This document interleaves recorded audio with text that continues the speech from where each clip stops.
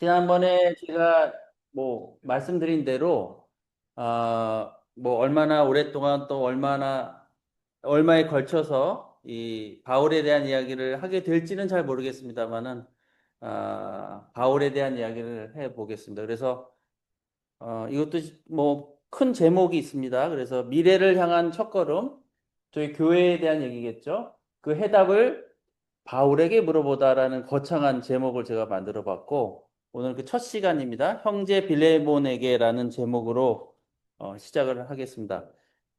바울에 대한 이야기를 제가 감히 꺼낸다는 것은 좀 되게 부담도 됐고, 어려운 얘기였고, 야, 이거를 내 주제 또 내 이 역량으로 또 내 스케줄로 소화해낼 수 있을까 걱정이 많이 됐습니다. 그래서 걱정이 많이 됐지만 그래도 한번 아, 해보도록 하겠고요.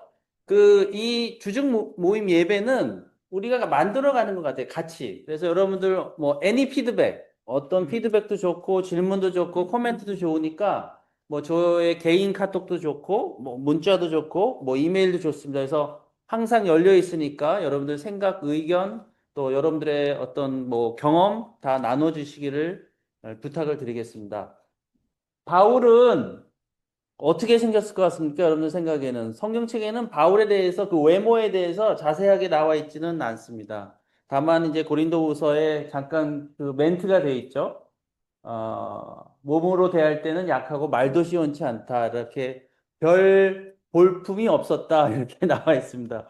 이 사진은 그림은 그 초기 교회 그 전승이라고 그러나 내려오는 얘기에 의해서 실제로 바울을 그 이야기에 따라서 그린 것 같아요. 머리는 벗겨졌고 코는 크고 눈썹도 일자 눈썹이었답니다. 그래서 키는 작았고 다리는 옷장다리라 그럽니까? 이렇게 다리도 좀 그런 모양새가. 그러니까 결론은 바울은 딱 봤을 때 눈에 띄는 사람은 아니었다.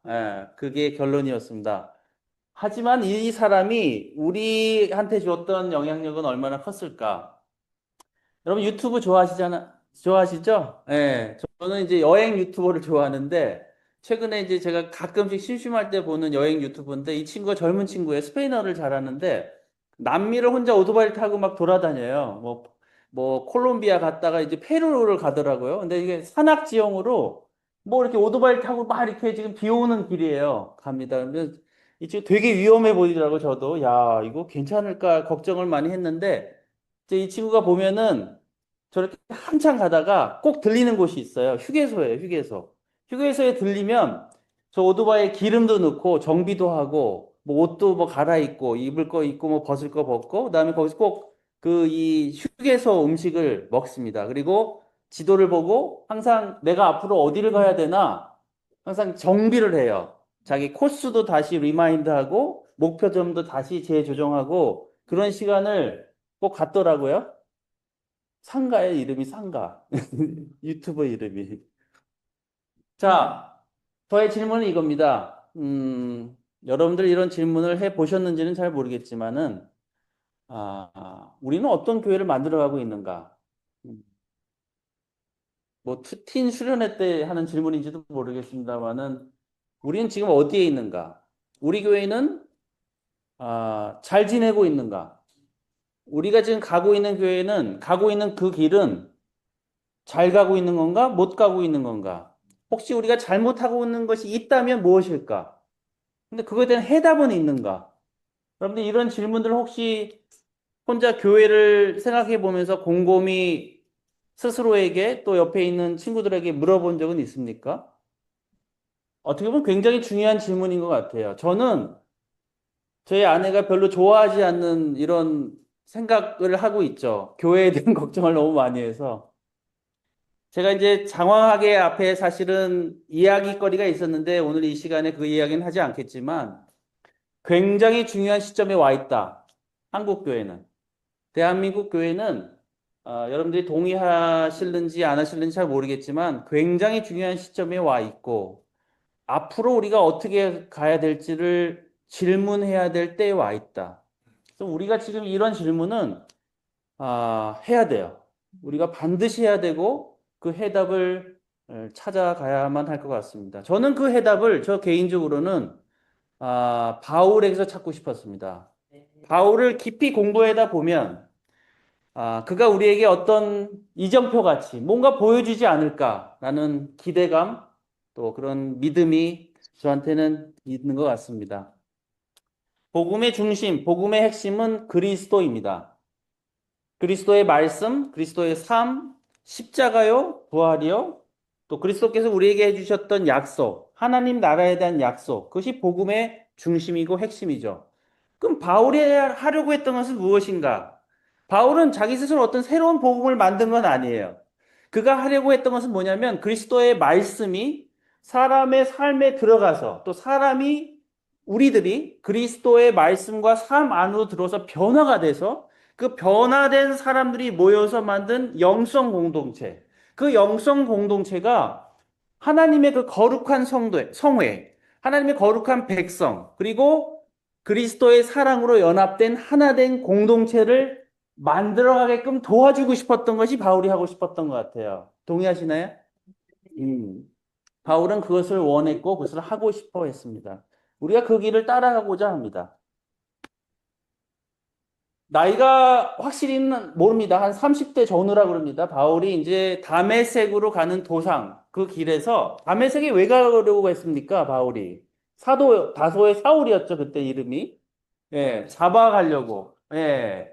다마스쿠스죠. 다마스쿠스에 있는 그 제자들을 그리스도 예수를 믿는 그 일당을 잡으러 가는 길에 누구를 만납니까? 예, 예수님을 만나고 회심을 합니다. 제자가 되죠.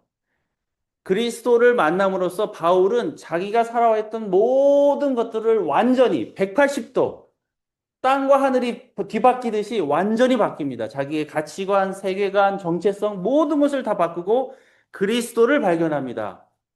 그래서 바울이 자기의 모든 삶, 짧게는 실질적으로는 15년 정도 됐고 전체의 삶을 봤을 때는 30년 정도 되는데 그는 그리스도를 위해서 자기의 온 삶을 바치죠.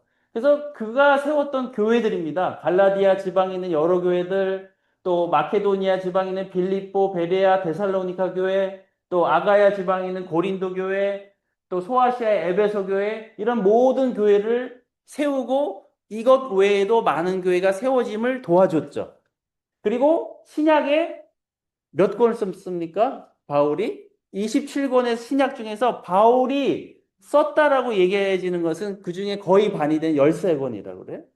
근데 이제 요즘에는 그 중에 13권 중에 이제 7권은 이제 학자들이 결론을 내린 것 같아요. 7권은 바울이 확실히 썼다. 나머지 6권은 바울이 썼을 것이다라고 논의 중인 것 같아요. 그건 뭐 중요한 건 아니지만 그만큼 이 한 사람이 우리 초대교회사, 우리 교회에 있어서는 엄청난 큰 역할을 했다는 것이죠. 하나님은 왜 바울을 선택하셨을까? 궁금하지 않았습니까? 하나님은 왜 관순 형님을 선택하셨을까요? 가 있겠지. 있겠죠? 불쌍해서. 아멘. 바울을 선택한 이유를 좀 제가 정리를 해봤습니다. 바울은 두 세계를 아는 사람이었다. 무슨 얘기냐면은 자, 바울이 태어난 곳은 다소라고 그래요, 다소. 다소는 헬라 문화가 되게 번창했던 곳이죠. 근데 그가 이제 어렸을 때 거기서 태어났지만 청소년기 때였던 것 같아요. 그가 어디로 갑니까?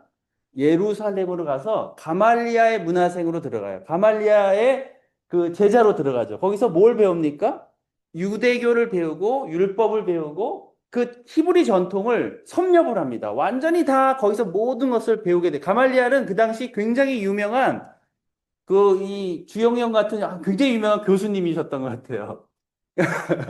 랍비라고 그러죠. 아주 유명한 교수님 밑에 들어가서 배우게 됩니다. 뭘 배우나요? 히브리 전통을 배우게 되고 유대교를 배우게 됩니다.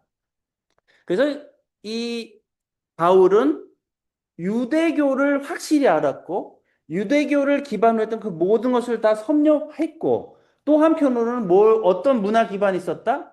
헬라 문화에 대한 기반이 있었다. 그래서 그는 유대교와 이방 세계 간의 그 다리 역할을 할 수 있는 굉장히 중요한 그러한 탤런트가 있었다는 거죠. 넘어가겠습니다. 그 다음에 또 하나 보겠습니다. 그리스도가 우리에게 주신 그 말씀, 특히 십자가, 부활에 대한 그 의미를 사람들은 교회에 적용하고 삶에 적용할 필요가 있었죠. 그 의미를 사람들한테 설명하고 해석해주는 역할을 누가 했었다? 바로 바울이 했었죠. 그래서 유대교를 너무 잘 알았고 또 이방에 대한 어떤 철학도 이해도가 높았기 때문에 이들은 바울이 할 수 있었던 것은 유대인과 이방인이 어떻게 하나가 될 수 있는가에 대한 해답도 이야기할 수도 있었고 본인이 율법에 대해서 엄청 열심히 있었기 때문에 하지만 또 그러한 사람들을 그러니까 예수님의 제자들을 핍박했었던 사람이 완전히 바뀌었죠. 그래서 은혜를 몸소 체험한 사람이었기 때문에 율법과 은혜의 그 관계를 우리한테 설명해 줄 수 있는 적임자였다. 이해가 되세요? 예, 본인 스스로가 은혜를 실제로 자기 삶에서 체험했던 사람이었던 거죠. 그게 3번 얘기입니다. 자기의 삶이 그 은혜를 느꼈고 체험했고 증거했던 사람이다. 음. 바울의 그 사상의 그 깊은 뿌리는 뭐였냐? 그리스도의 사랑과 은혜였다는 거죠. 초기 교회는 우리 교회 옛날에 ICOC처럼 급속도로 성장을 합니다. 그래서 뭐가 발생하죠? 많은 문제가 발생하죠. 많은 혼란스러움이 발생하죠. 그거에 대한 예수님에 대한 확신이 너무나 바울은 강했기 때문에 예수님의 목소리로 답을 할 수도 있었던 분이셨다. 좀 동의하시나요? 음. 제가 지난번에 일요일 날 레슨 할 때도 말씀드렸지만 하나님에 대해서 아는 것과 하나님을 아는 것은 좀 다른 얘기다 이런 얘기했었는데 우리가 바울 얘기할 때 바울에 대해서 그냥 지식적인 것만 갖고 있었던 게 사실이었고 그걸로 다인 것이냐 생각했던 때가 있었어요. 바울 하면은 뭐 많은 곳을 전도한 사람이다. 여행을 1차 여행, 2차 여행, 3차 여행 했었고 뭐 로마 가서 투옥을 당했고 뭐 스페인으로 가려고 했었다. 뭐 그런 등등의 얘기만 알고 있었는데 제가 하고 싶은 건 뭐냐? 앞으로 우리가 주중 모임 때 바울에 대한 얘기를 감히 꺼내면서 공부하고 싶었던 건 뭐냐면 더 깊이 들어가는 거죠. 예.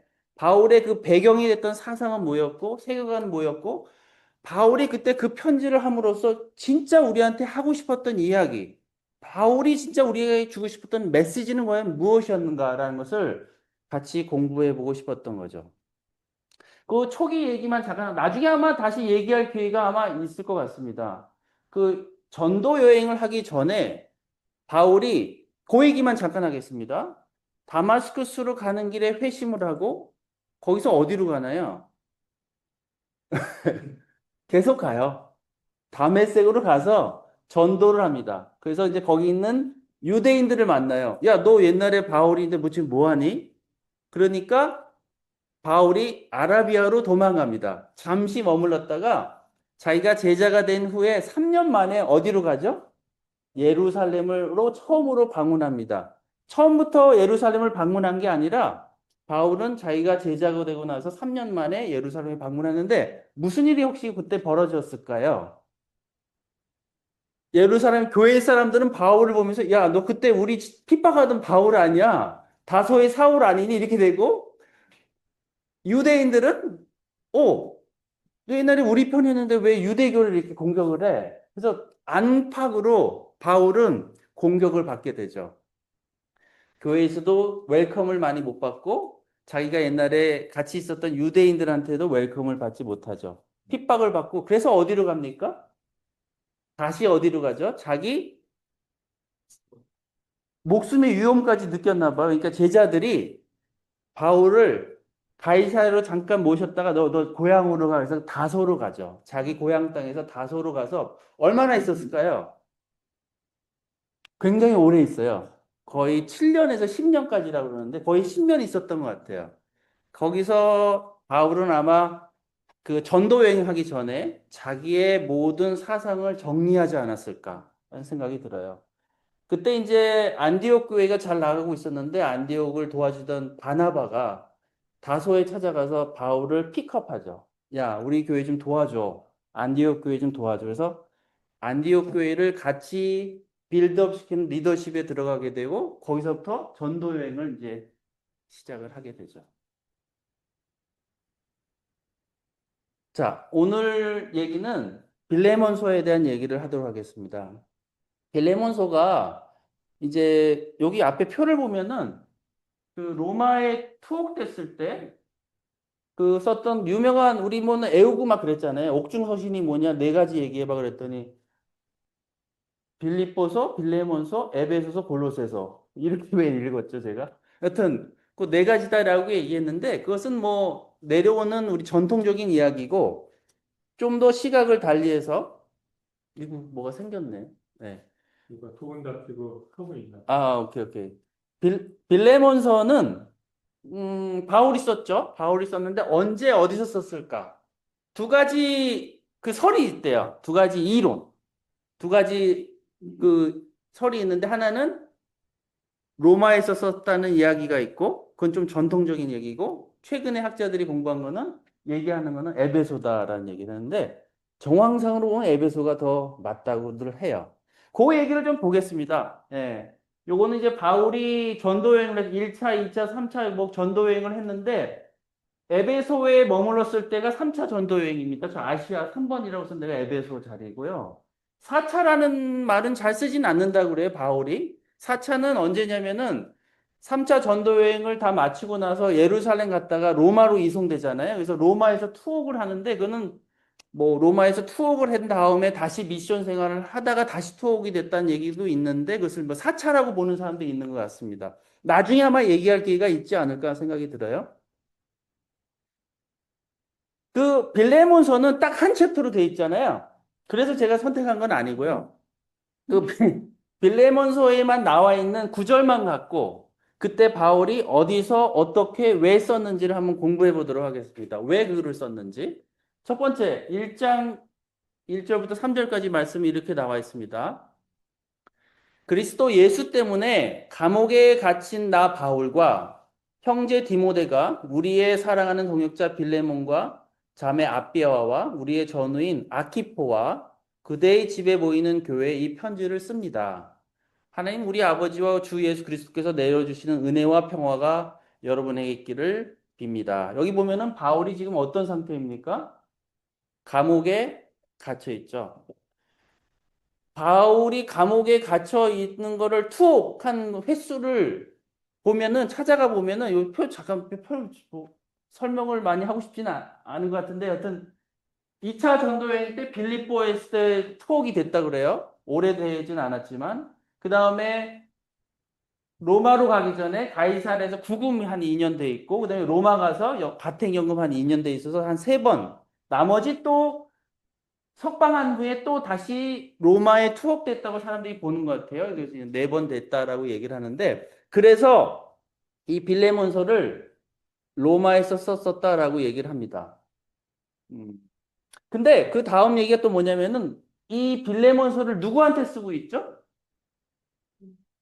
빌레몬과 그 집에 모이는 교회. 빌레몬하고 그 모이는 사람들이 가정교회를 이루고 있었어요. 패밀리 처치, 하우스 처치를 이루고 있었죠. 거기가 어디냐면, 어디죠? 바로 골로새였습니다. 골로새. 예. 골로새는 바로 에베소 옆에 있었죠. 그래서 이제 에베소에서 바울이 편지를 썼을 거다라는 얘기가 있습니다. 재미없죠? 두 번째, 빌레몬서에 나와 있는 얘기입니다.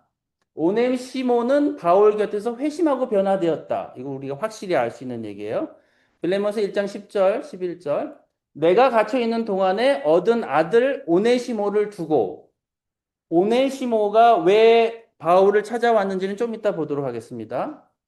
아들 오네시모, 영적인 아들이죠. 여튼 바울과 오네시모는 만났고 바울이 오네시모한테 오네시모는 여기서 빌레몬의 종입니다. 노예였어요. 하고 성경 공부를 가르쳐서 회심을 시킵니다. 제자가 되죠. 그가 전에는 그대에게 빌레몬에게 쓸모없는 사람이었으나 이제는 그대와 나에게 쓸모 있는 사람이 되었습니다. 변했죠. 누가요? 오네시모가. 빌레몬의 종이. 16절에 이렇게 되어 있습니다. 이제부터는 그는 오네시모는 종으로서가 아니라 종 이상으로 곧 사랑받는 형제로 그대의 곁에 있을 것입니다. 특히 그가 나에게 그러하다면 그대에게는 육신으로나 주님 안에서나 더욱 그러하지 않겠습니까? 무슨 얘기를 하고 있나요? 형제로서 너의 종이었던 오네시모를 받아주어라 이렇게 얘기합니다. 바울이 이 글을 쓴 이유는 이렇게 나와 있습니다. 제가 좀 읽어볼게요. 나는 그를 그대에게 돌려보냅니다. 자기한테 와서 제자로 컨버트된 오네시모를 주인이었던 빌레몬한테 돌려보낸다는 얘기입니다. 그는 바로 내 마음입니다. 자기랑 성공했으니까요. 나는 그를 내 곁에 두고 내가 복음을 위하여 갇혀 있는 동안에 그대를 대신해서 나에게 시중 들게 하고 싶었으나 그대의 승낙이 없이는 아무것도 하고 싶지 않았습니다. 당연히 그러겠죠. 빌레몬의 노예였으니까, 신분상으로는, 사회적으로는. 나는 그대가 선한 일을 마지못해서 하지 않고 자진해서 하기를 원하기 때문입니다. 뭔가 문제가 있었어요. 빌레몬의 종이었던 오네시모와 주인 빌레몬과는 뭔가 문제가 있었어요. 그래서 바울이 하고자 했던 거는 그 두 사람의 관계를 어떻게 하고 싶었다? 중재하고 싶어요. 화해를 시키고 싶었어요. 중재를 하고 싶었습니다. 그래서 이거는 로마라고 하는 골로새에서 1500km나 떨어진 로마에서 쓴 것이 아니라 바로 150m밖에 안 떨어진 에베소에서 썼다라고 사람들은 요즘에 얘기하고 있는 거죠. 그 다음에 또 이런 얘기도 합니다. 바울이 이런 얘기를 합니다. 그리고 나를 위하여 숙소를 마련해 주십시오. 여러분의 기도로 내가 여러분에게 갈 수 있기를 바랍니다. 에베소에 머물고 있었던 바울이 골로새에 있는 형제들한테 이런 얘기를 하는 거죠. 내가 곧 방문할 테니까 나를 위해서 거처 좀 마련해 달라는 얘기를 하기도 합니다. 여기 보면은 이런 얘기도 나옵니다. 그리스도 예수 안에서 나와 함께 갇힌 에바브라가 그대에게 문안합니다. 에바브라가 혹시 무슨 교회를 세운지 아십니까? 에바브라가 골로새 교회를 세웠다 그래요. 바울이 직접 세운 것은 아니라 그래요. 에바브라를 통해서 골로새 교회를 세운 걸로 나와 있어서 바울과 빌레몬 골로새 교회는 긴밀한 관계가 있었다. 이 얘기는 굳이 읽어보지 않겠습니다. 고린도후서 1장 8절 10절, 그 다음에 전서의 고린도전서 15장 32절, 또 사도행전 19장은 다 똑같은 얘기예요. 뭐냐면은 바울이 3차 여행할 때 그 표 보시면 나중에 다시 한번 보겠지만은 꽤 오래 머문 곳이 에베소였어요. 한 2년 반 정도 머무는데 거기서 엄청 고생을 합니다. 죽을 만큼 고생을 해요. 그때 바울이 감옥에 준하는 굉장히 힘든 상황이었다. 그래서 바울은 거기서 감옥에 갇힌 바울이라고 명시하진 않았지만 에베소에서 아마 썼을 가능성이 있다라고 얘기도 하는 사람이 있습니다. 그거는 참고로 하고 넘어가겠습니다. 빌레몬은 어떤 사람인가? 바울은 왜 그한테 편지를 썼을까? 이제 여기 사진 보시면은 그림 보시면은 에베소 혹시 보이시나요? 보이세요? 아시아 밑에 에베소. 저기 이제 지금 터키로 말하면은 이 해안가입니다. 서쪽 해안가. 그다음에 골로새 보이시나요? 그게 이제 거기서 좀 제가 구글 사진을 좀 따왔는데 이게 실제로 그 에베소랑 골레소의 지역이 터키에 있다 그래요. 그래서 도보로 한 이틀 거리라고 그럽니다. 한 50km인데 여기는 190km라고 나왔는데 거기 무슨 계곡이 있어서 골로새 지역 사람들이 에베소 그 도시가 좀 더 컸다고 그래요. 그래서 왕래를 하면서 삶의 그 어떤 교환이 있었다라는 얘기죠. 그 보면 이런 얘기가 나옵니다. 골로새 4장 9절에 이런 얘기가 나옵니다. 그리고 사랑받는 신실한 형제인 오네시모도 같이 보냅니다. 그는 여러분의 뭐라고요? 동향입니다. 동향은 여기서 어디를 얘기하죠? 골로새를 얘기합니다. 그들이 이곳 사정을 모두 여러분에게 알려드릴 것입니다. 골로새서 4장 9절. 골로새 4장 17절 이렇게 얘기합니다. 그리고 아키포가 아까 처음에 언제 나왔었죠? 빌레몬한테 편지 쓸 때 등장했던 빌레몬 가정교회의 한 멤버였죠. 아키포에게 주님 안에서 받은 직분을 유의하여 완수하게 일러주십시오. 아키포도 골로새에 있었던 사람입니다. 그래서 골로소의 그 빌레몬은 누구였냐? 많은 사람들이 결론 내리기를 빌레몬은 죄송합니다. 빌레몬은 골로새의 신자였다. 그리고 거기에 뭐가 모여 있었다? 가정교회가 모여 있었다. 여기까지 좀 이해가 되시죠? 그럼 빌레몬과 바울은 무슨 관계였을까? 이렇게 적혀 있어요. 그대가 오늘의 그대가 된 것이 나에게 빚진 것이라는 사실을 나는 굳이 말하지 않겠습니다. 이게 무슨 얘기일까요? 응? 내가 때렸었다. 빌레몬도 바울하고 성경 공부를 해서 제자가 된 거예요. 그러니까 그런 거죠. 좀 이해가 되세요? 바울이 에베소에 있는 동안에 빌레몬하고도 만나서 성경 공부를 해서 제자가 됐고 그 종이었던 오네시모도 바울을 만나서 성경 공부를 해서 제자가 된 거예요. 근데 그 오네시모가 누굴 찾아온 거예요? 바울을 찾아온 거예요. 왜 찾아왔을까요? 예. 몇 가지 설이 있어요. 첫 번째는 중재를 요청하러 온 거예요. 뭐냐면은 오네시모와 빌레몬 사이에, 그러니까 종과 주인 사이에 문제가 무슨 범프가 발생한 거예요. 그래서 오네시모가 안 거예요. 바울과 빌레몬한테 그래도 영향력이 있었던 사람이 바울이니까 바울한테 찾아가자. 그래서 오네시모가 바울을 찾으러 왔다라는 얘기가 있고요. 두 번째는 그 당시에 종들이 좀 그런 일들이 많이 있었나 봐요. 종이 주인의 돈을 좀 훔친 거예요. 그래서 도망간 거예요. 도망가니까 굉장히 위험을 느낀 거죠. 종이 뭐 좀 더 제가 좀 잠깐 찾아본 거긴 하지만은 종이 주인의 돈을 훔치고 도망가면 그 당시에는 어떤 형벌을 받을 수 있을까요? 십자가형도 가능했대요. 오, 굉장히 중범죄였답니다. 도피 중에 도움을 하고 보호를 구하려고 누굴 찾아간 거죠? 바울을 찾아갔다는 거죠. 그래서 오네시모는 도망간 노예였다 이렇게 얘기하는 얘기들도 꽤 많이 있습니다. 우연히 만났다. 뭐 그건 저도 그런 얘기는 저도 할 수 있을 것 같은데. 네. 바울이 빌레몬에게 부탁한 것은 뭐였을까? 제가 읽어보겠습니다. 이제부터는 그는 종으로서가 아니라 종 이상으로 곧 사랑받는 형제로 그대 곁에 있을 것입니다. 특히 그가 나에게 그러하다면 그대에게는 육신으로나 주님 안에서나 더욱 그러하지 않겠습니까? 그러므로 그대가 나를 동지로 생각하면 나를 맞이하듯이 그를 맞아 주십시오. 내가 그대에게 잘못한 것이 있거나 빚진 것이 있거든 그것을 내 앞으로 달아놓아 주십시오. 오네시모가 빚진 거 있으면 내가 대신 돈이 좀 있었나 봐요. 내가 대신 갚아줄게 이렇게 얘기했습니다. 나 바울이 친필로 이것을 씁니다. 내가 그것을 갚아주겠습니다. 그대가 오늘의 그대가 된 것이 나에게 빚진 것이라는 사실을 나는 굳이 말하지 않겠습니다. 바울이 빌레몬에게 부탁한 게 뭐였죠? 나를 맞이하듯이 오네시모를 보내면 그를 옛날의 종으로 생각하지 말고 그를 형제로 받아 주십시오라는 편지를 쓴 거죠. 바울이 빌레몬한테. 빌레몬은 오네시모를 형제로 받아줄 준비가 되어 있었습니까? 네. 오네시모도 제자였고 빌레몬도 제자였기 때문에 바울은 이런 편지를 쓸 수 있었죠. 제가 이 얘기를 여러분들 피곤하니까 한 예를 잠깐 들어봤어요. 뭐냐면 이런 거예요. 용성이 될 이름 얘기 되지. 젊었을 때 회사에 들어갔는데 옆에 있는 동료가 친한 동료는 아닌데 그래도 얼굴을 아는 동료가 갑자기 용성이한테 오더니 너 돈 1,000만 원만 꺼달라고. 그래서 마침 전세금 1,000만 원이 있었는데 고민하다가 그래도 내가 제자가 된 지 얼마 안 됐는데 제자니까 빌려주자. 빌려줬어요. 근데 무슨 일이 벌어졌냐? 걔가 퇴사를 해버린 거야. 그 친구가. 그 연락이 안 돼. 번호도 바뀌었어. 그럼 어떻게 해야 돼요?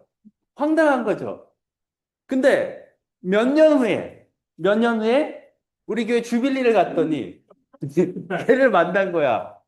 걔가 분당교회에서 제자가 되어 있던 거야. 이해가 돼요? 야, 너 웬일이야?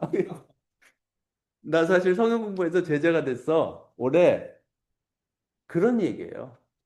그럼 용성이는 그 친구를 볼 때 어떻게? 받아줘야 되는가? 형제로서 그 사랑으로 받아줘야 된다는 얘기가 바울의 얘기예요. 좀 이해가 되세요? 똑같은 예는 아닙니다만은 빌레몬한테 오네시모는 바뀌었다. 그는 마음을 바꿨고 회개한 제자니까 너가 그를 나를 받아주듯이 마치 오네시모는 저 탕자고요. 아버지, 그 탕자를 받아들이는 아버지의 마음으로 그를 받아줬으면 좋겠다라는 게 바울이 빌레몬한테 보낸 빌레몬 서입니다. 여기서 오늘의 포인트입니다. 바울이 빌레몬한테 부탁했던 건 뭐냐면은 그대가 나를 뭘로 생각한다면 동지로 생각한다면 동지는 뭐냐면은 동역자, 동반자로도 얘기할 수도 있는데 헬라어로 코이노노스라고 그럽니다. 코이노노스. 코이노노스는 뭐냐면 함께 일하는 사람, 함께 은혜를 나누는 사람, 함께 사명에 참여하는 사람, 함께 고난에 참여하는 사람, 고난을 겪는 사람. 우리는 뭐죠? 코이노노스. 우리는 그렇게 코이노노스처럼 살고 있나요? 예. 코이노노스가 해야 될 건 뭐죠? 함께 용서. 용서. 네. 코이노노스가 해야 될 게 뭐냐면 코이노이아입니다. 교제, 사귐. 1장 6절에 이런 얘기가 나옵니다. 그대의 믿음의 사귐이 이때 사귐이 코이노이아입니다. 코이노이아는 바울이 얘기하고 싶었던 핵심이에요. 바울 사상, 바울이 그리스도의 그 모든 것을 다 깨닫고 교회한테 가르쳐 주고 싶었던 것, 그것이 코이노이아입니다. 그 코이노이아를 하고 있느냐는 거예요. 코이노이아는 뭐냐면 함께 참여하고 함께 소유하고 함께 책임지고 함께 복음을 살아내는 것이 코이노이아다. 우린 그렇게 하고 있냐고요. 정리하겠습니다. 코이노이아에 대한 얘기 누가 줄을 쳐놨네요. 코이노이아의 핵심은 뭐냐? 코이노이아가 가능하게 한 건 뭐냐? 우리 각자 한 명 한 명이 누구랑 연합됐을 때? 예, 예수님과 그리스도와 우리가 하나가 됐을 때 코이노이아가 바울이 얘기하는 코이노이아가 가능하다. 코이노이아의 그 출발점은 우리 한 명 한 명이 예수님과 하나가 되는 거죠. 두 번째는 코이노이아의 핵심은 나눔입니다. 나눔. 그래서 코이노이아에는 뭐가 있어야 돼요? 물질의 나눔이 있어야 돼요. 서로 우리가 나눠 써야 돼요. 그죠? 예. 권수현 씨나 저는 나눠 써야 돼요. 예. 아시겠죠?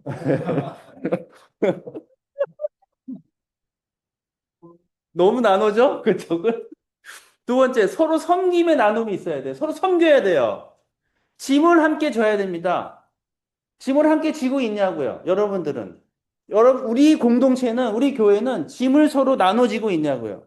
맨날 용성이만 고생하고 있는 거 아니냐고요. 갑자기 그 감정이 나오네.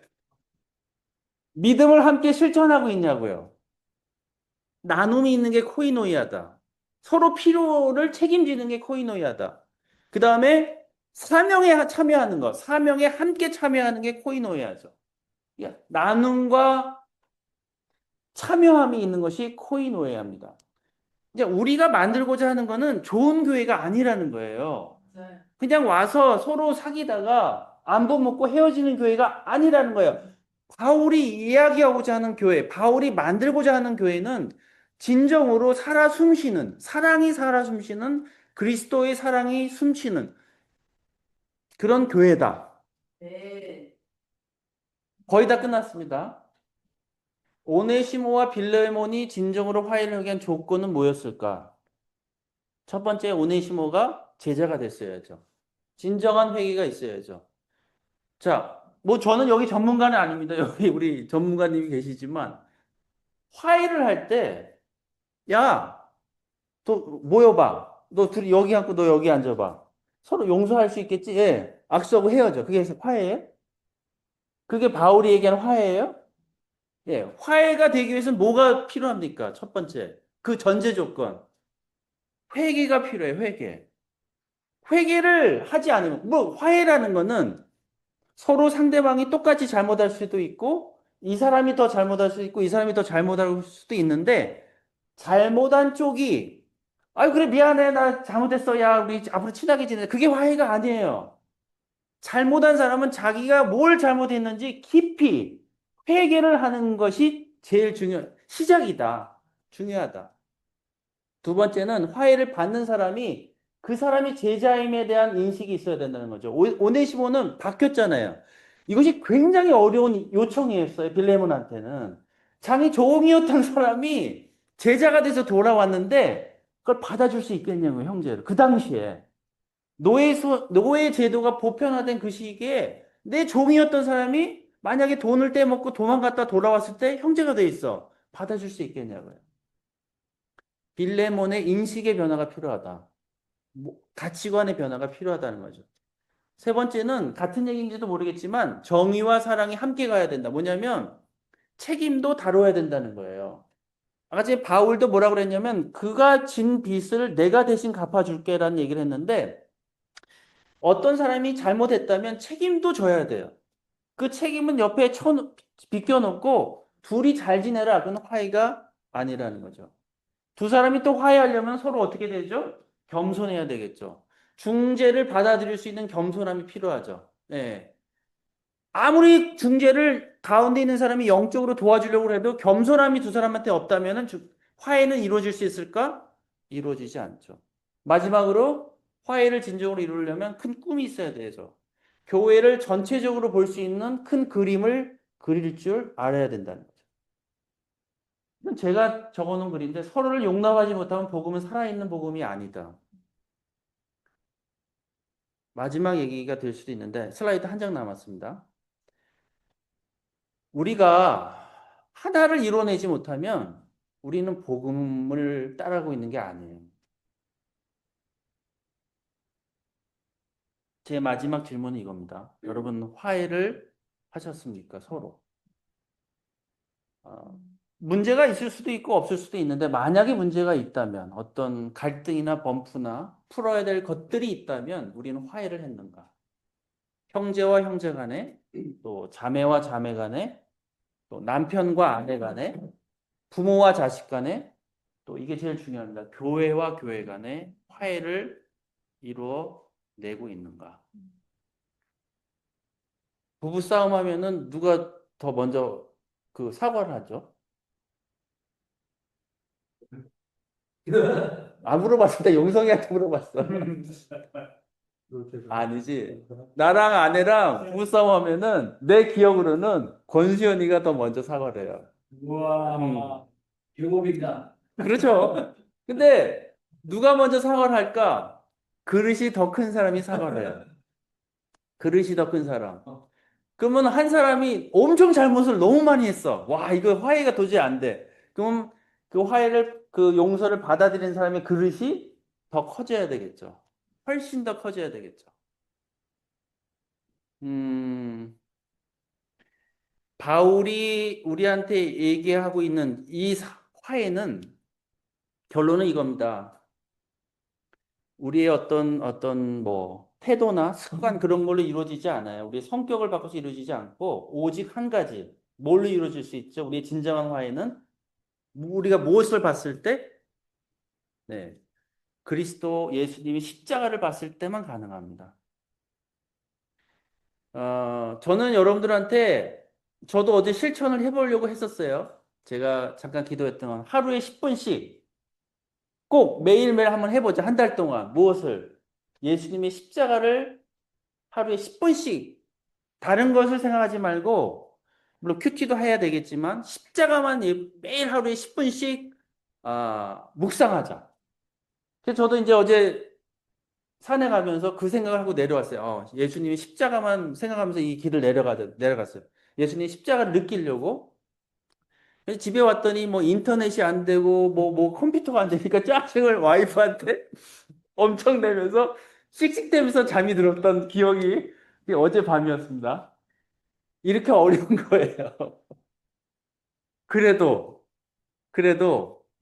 예수님의 십자가에 대해서 기억하시고요. 제가 오늘 레슨을 준비하면서 잠깐 쉬면서 유튜브를 봤는데 진짜 하나님이 도와주셨어요. 그 패션 오브 크라이스트 영화 있잖아요. 그 멜 깁슨이 만들었는데 그때 이 비하인드 스토리를 멜 깁슨하고 인터뷰한 동영상이 있어요. 꽤 길어요. 한 20분 되는데 엄청난 일이 있었더구만요. 그걸 찍을 때. 그러니까 그냥 사람이 계획한 영화가 아니었어요. 예, 그 주인공서부터 시작해서 그 촬영 현장에서 벌어졌던 비하인드 스토리가 있었는데 다 모두 다 그 개종을 했대요. 모두 다는 아니겠지만 너무 울고불고 그 영화를 찍은 게 아니었대, 그들은. 뭔가 홀린 듯한 듯이 그거를 찍었다고 합니다. 주인공부터 비롯해서. 한번 찾아보면 찾아볼 수 있을 것 같아요. 그거를 하나님이 저한테 보여주시더라고요. 제가 그거 보면서 막 울었는데, 아, 교회의 미래는 바울한테 물어보겠습니다. 교회의 미래를 바울한테 물어보면 바울은 우리한테 무슨 답을 해준다? 무엇을 기억하라? 예, 예수님의 십자가를 기억하라. 가능하시면 여러분들 매일 10분씩 예수님의 십자가만을 기억하는 시간을 꼭 갖기를 부탁을 드립니다. 그것이 제가 보기에는 답이에요. 예, 다른 답은 없습니다. 마치겠습니다.